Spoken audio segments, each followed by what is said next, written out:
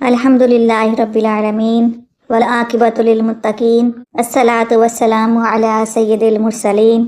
रोशन रास्ते के मुतलाशी तमाम लोगों को अस्सलाम वालेकुम। आज हम बात करेंगे आसिफ बिन बरखिया पर। ये कौन थे और सुलेमान अलैहिस्सलाम के साथ इनका क्या ताल्लुक था।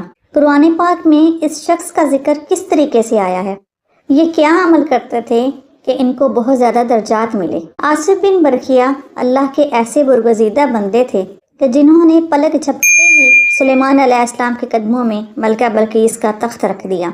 आज ये पूरा वाक़या आपके सामने बयान करना है।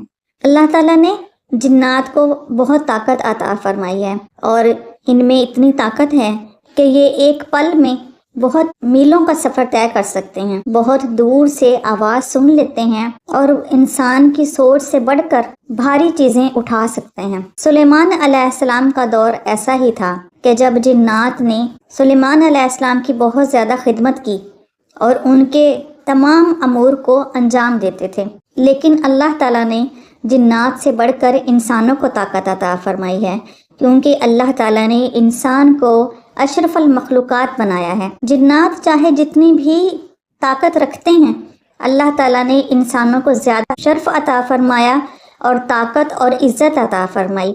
हदीस कुदसी है कि अल्लाह ताला फरमाता है कि जब मेरा बंदा मेरा कुर्ब हासिल कर लेता है तो मैं उसकी आँख बन जाता हूँ जिससे वो देखता है, और मैं उसके हाथ बन जाता हूँ जिसके साथ वो पकड़ता है, और मैं उसके पाँव बन जाता हूँ जिसके साथ वो चलता है। यानी कि जब इंसान अल्लाह ताला की इबादत करता है, उसके बताए हुए रस्तों पर चलता है, तो फिर अल्लाह ताला उससे खुश होता है और हर वक्त अल्लाह ताला की मदद उस शख्स के साथ रहती है। भला जिसको अल्लाह ताला कहे कि मैं तेरी आँख बन गया, उसके साथ देख, तो अल्लाह की आँख होने का क्या मतलब है? इसका यही मतलब है कि अल्लाह उसकी आँख में बहुत ज़्यादा ताकत अता फरमाता है और फिर जो कुछ मेरा रब चाहे वो शख्स देख सकता है। और जिसे अल्लाह कहे कि मैं तेरा हाथ बन गया हूँ, अब इसके साथ पकड़, तो इसका मतलब यही है अल्लाह ताला ने उसके हाथों को बहुत ज़्यादा ताकत अता फरमाई, और उसके हाथ किस किस चीज़ को पकड़ सकते हैं फिर इंसान अंदाज़ा भी नहीं लगा सकता। सुलेमान अलैहिस्सलाम ने अल्लाह ताला से दुआ की, रब्बी हबली मुल्कन ला यंबगी लिअहदिन मिन बअदी, अल्लाह ताला मुझे वो सल्तनत अता फरमा जो मेरे बाद किसी को ना दी हो। यानी ये तो आपको पता ही था कि आपसे पहले किसी को कितनी कितनी सल्तनतें अता फरमाई गईं, तो आपने कहा या अल्लाह मेरे बाद भी कोई ऐसा शख्स ना आए कि जिसको मेरे जितनी सल्तनतें अता की जाएं। हज़रत सुलेमान अलैहिस्सलाम की इस दुआ को अल्लाह ताला ने कबूल फरमाया। आपका तख्त हवा में उड़ा करता था और ताकतवर जिन्नात हज़रत सुलेमान अलैहिस्सलाम के गुलाम और खादिम थे और आपके ताबे थे। परिंदों और जानवरों पर आपका हुक्म चलता था, हवाएं आपके हुक्म से चलती थीं। जिधर हज़रत सुलेमान अलैहिस्सलाम हुक्म देते थे, हवा उस तरफ रुख कर लेती थी। सुलेमान अलैहिस्सलाम के दौर में ही ऐसे हुआ था कि आपने सरकश शयातीन को जकड़ कर समंदर में फेंक दिया था, और फिर वो इंसानों को ना भटकाते थे और ना ही परेशान करते थे। हज़रत सुलेमान अलैहिस्सलाम के दौर में आपकी सल्तनत के ज़्यादातर अमूर जिन्नात ही सरअंजाम देते थे। सुलेमान अलैहिस्सलाम के दौर की बिल्डिंग्स और बाकी चीज़ें जो बहुत बड़ी बड़ी होती थीं और जिनको बनाने में हज़ारों लोग दरकार होते थे, वो चंद जिन्नात मिलकर बना लिया करते थे। उलमा बताते हैं कि सुलेमान अलैहिस्सलाम के दरबार में इंसानों के साथ साथ जिन्नात भी हुआ करते थे, और इन्हीं जिन्नात और इंसानों में अल्लाह के एक नेक बुजुर्ग थे जिनका नाम आसिफ बिन बरखिया था। आसिफ बिन बरखिया के बारे में कहा जाता है कि ये हज़रत सुलेमान अलैहिस्सलाम के खाला के बेटे थे। कुछ कहते हैं खाला के नहीं बल्कि चचा के बेटे थे, और कुछ ने कहा है कि इनका हज़रत सुलेमान अलैहिस्सलाम के साथ कोई खूनी रिश्ता नहीं था, बल्कि ये सुलेमान अलैहिस्सलाम के वज़ीर थे। बाकी अल्लाह ताला हर चीज़ को बेहतर जानने वाला है। हज़रत सुलेमान अलैहिस्सलाम जब कहीं सफ़र करते थे तो आपके साथ जिन्नात की जमात होती थी और इंसानों का लश्कर होता था और परिंदे भी हुआ करते थे।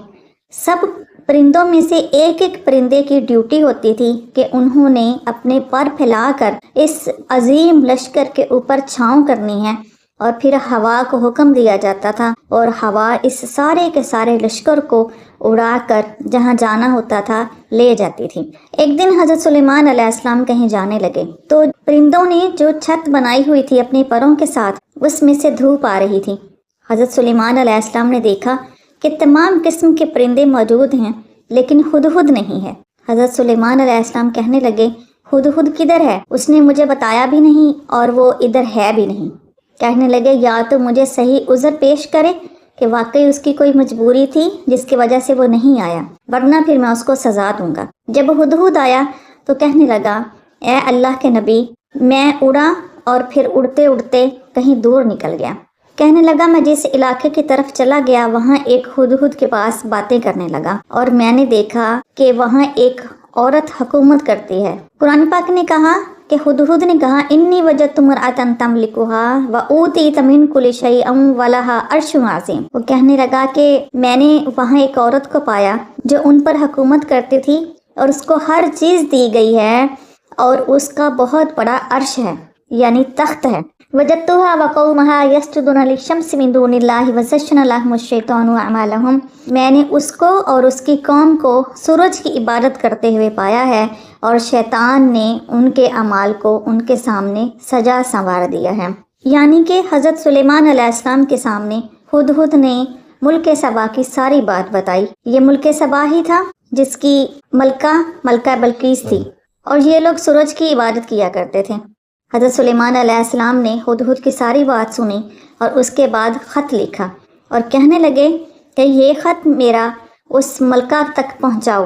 ہدہد نے وہ خط لیا اور جا کر ملکہ بلقیس کے کمرے میں اس کے سینے پر رکھ دیا۔ ملکہ بلقیس جب سونے لگی تھی تو باہر پہرے دار کھڑے تھے اور کسی کو اندر آنے کی اجازت نہیں تھی۔ جب پہرے دار سے پوچھا گیا کہ یہ خط کدھر سے آیا تو وہ کہنے لگا مجھے کچھ نہیں پتا اور آپ کے کمرے میں کوئی نہیں گیا، کیونکہ ہدہد روشن دان کے اندر سے ملکہ بلقیس تک پہنچا تھا اور خط اس تک پہنچایا تھا۔ سب سے پہلے تو اس بات پر وہ حیران تھی کہ یہ خط کدھر سے آیا، ہمیں کچھ پتہ نہیں ہے۔